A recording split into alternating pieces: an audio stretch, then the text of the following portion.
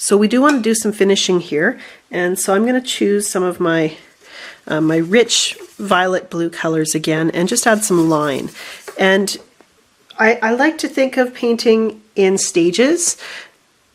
So when you're first starting to paint, you're going to use a lot of fluidity, you're going to be working in big shapes with a lot of looseness, and then as you continue to paint, you start to get a little bit tighter. And if you start out tight, it's very hard to go loose after. So, you know, starting out loose and keeping loose for as long as you can is just a really good way to keep that freshness in your painting, to keep those strong contrasts and not get fussy, where generally a lot of fussiness kind of distracts the viewer, and we don't want that.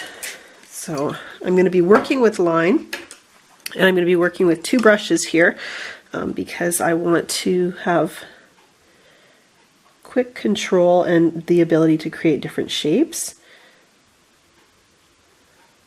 And even just adding a little water there means that I have the ability to create some lines with some softness happening, which I think will be helpful.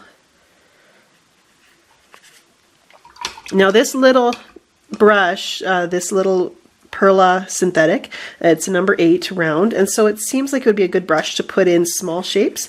But the problem with it is that it's a synthetic brush. It's got a little bit of stiffness, and with the smaller stiff brush, you just end up having again, that chance that you might be painting too fussy. I like a brush that actually gives up a little bit of control. So we're going to go back to the Kolinsky because I know it's a little softer than that round synthetic. The sizes are very close between the number 8 and the number 6. And with that softness, I should get the opportunity to create some really nice lines, and I can also use the side of the brush to fill larger areas. Let's put some line up here.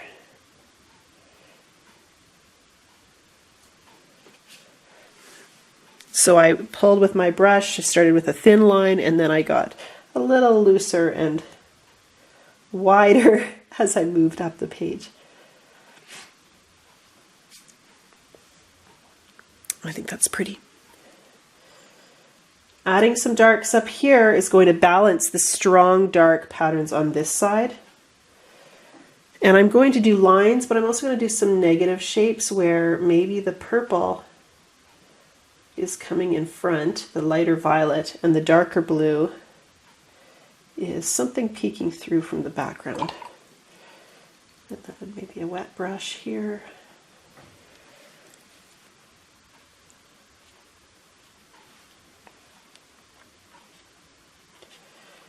If I'm using this flat brush to make some shapes, I might get a bit of an echo of what I did in the center with the corner of the brush.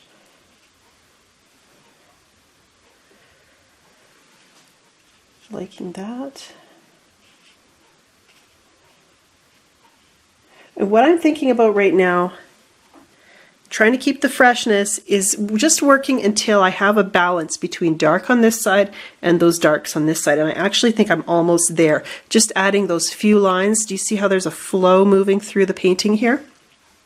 I think there's a possibility that I should carry that flow down this way a little bit.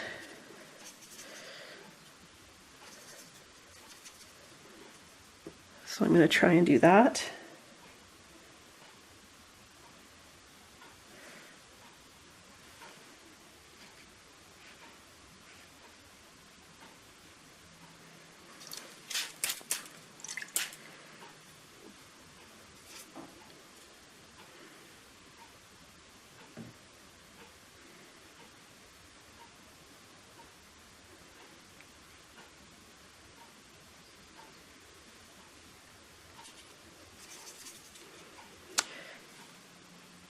One thing that happens when you've been painting for a while is you get to know yourself. And I know certain things about my painting style. I know I love the interplay between hard and soft edges. I know I like placing a strong, bold dark and seeing it just explode on the paper.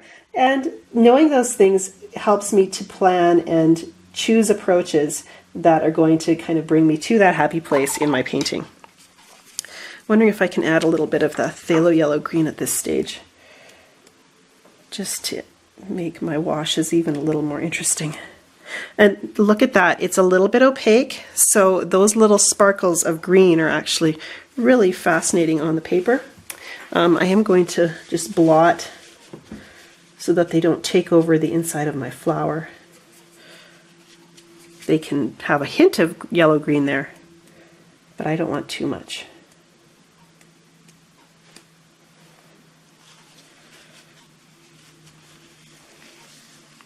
And when you're working with spatter, you might choose to actually cover part of your paper, especially if you were spattering with a staining color.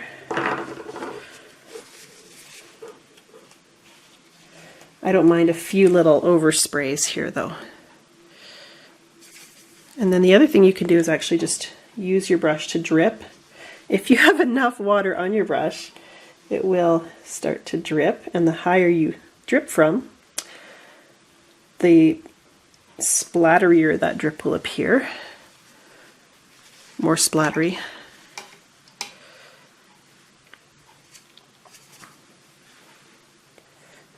So it's something else to consider as a finishing touch, final detail.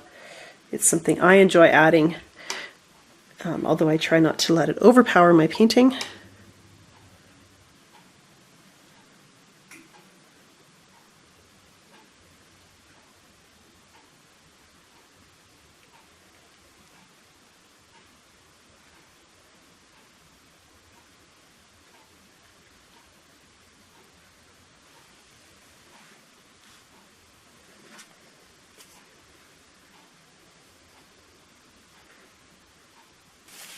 So here we are in a lesson about overworking, and I think it's interesting that overworking doesn't mean spending less time on a painting. It doesn't mean, and it doesn't always even mean painting less. What overworking looks like for most of us is an indecision, a hesitancy that forces us to kind of move forward without a concrete plan. It means we'll put down a brush stroke and then get nervous and blot it up. So that indecision coming through in our reactions to what's happening on the paper. So avoiding overworking then means that we have some confidence that rather than painting without a plan, painting, reacting in fear or hesitancy or indecision, we can paint with confidence. We can relax a little bit, and relaxing helps a lot. And we can just trust that there's no rush. I've done a lot of what you don't see on camera is the time I've walked away from the painting so that I could come back and view it with fresh eyes. The things that I've painted in previous paintings that have helped me make decisions for this painting are also a big factor.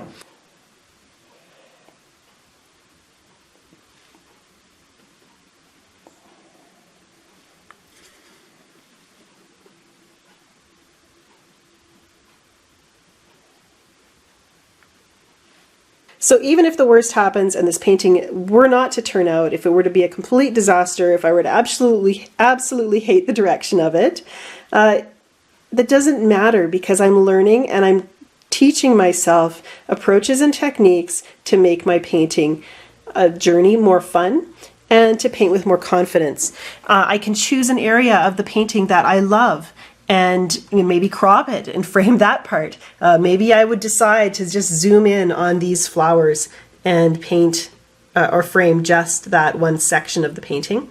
Or maybe I just focus on the way I feel about, that color flowing into that leaf and plan to use that in my next painting.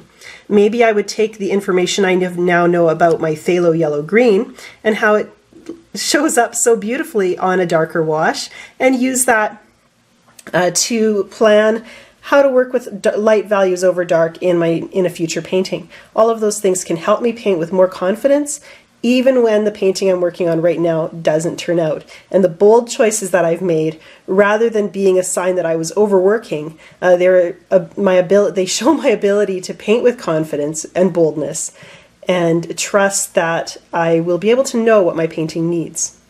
I want to thank Escoda for providing me with brushes to use today. I really love Escoda brushes. They're a brand that I trust. Their versatile synthetic line especially is one I'm very fond of. The brushes just have that beautiful softness. The shape is really easy to work with. They don't lose hairs or anything like that.